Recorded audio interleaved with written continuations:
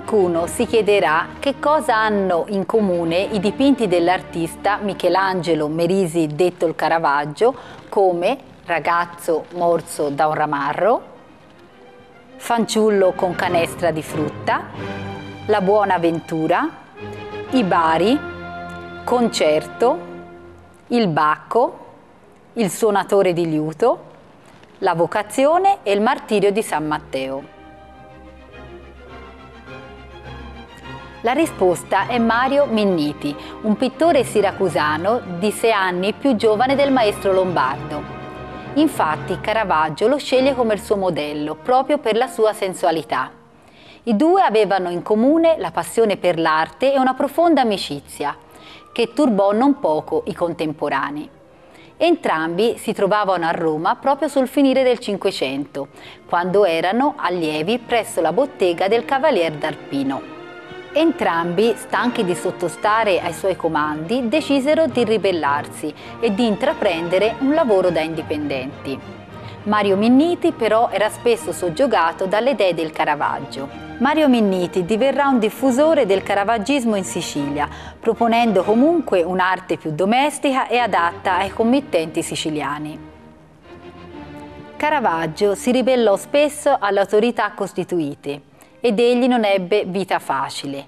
Andò spesso anche controcorrente e la sua amicizia con Mario Minniti gli procurò sospetti anche di omosessualità, non tanto perché i due erano inseparabili, quanto invece perché nei suoi dipinti egli era sempre rappresentato in maniera effeminata. Ad esempio, nel dipinto Ragazzo morso da un ramarro è raffigurato il morso del dito di un ragazzo da parte appunto di un ramarro, che spunta da una natura morta in cui era nascosto.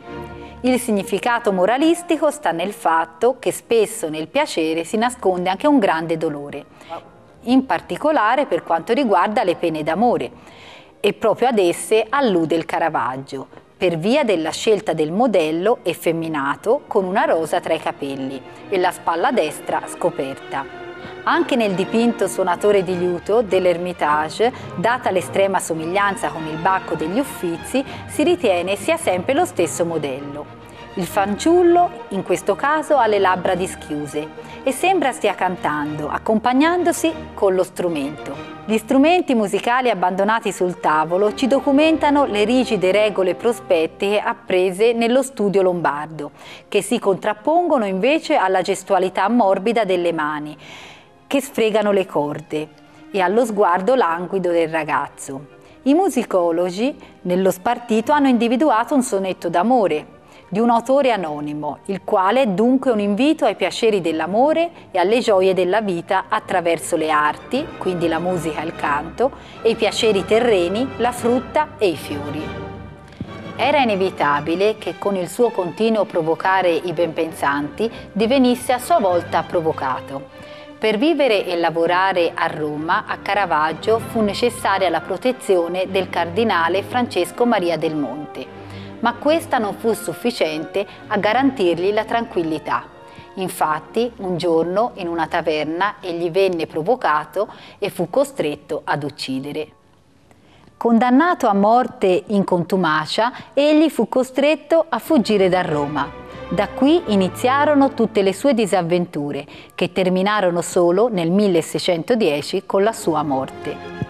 Anche il Minniti fu costretto a fuggire da Roma e si rifugiò nella sua città natale Siracusa, rimanendo sempre in contatto col maestro. Sarà infatti lui sempre a aiutarlo nella sua fuga rocambolesca da Malta. Se Caravaggio non fosse morto malamente sulla spiaggia di Porto Ercole, forse i due sarebbero ancora insieme. Mario Minniti accettò di farsi riprendere in dipinti molto compromettenti e poi continuò e perpetuò la tradizione pittorica del maestro nella sua Siracusa. Vi aspetto alla prossima puntata.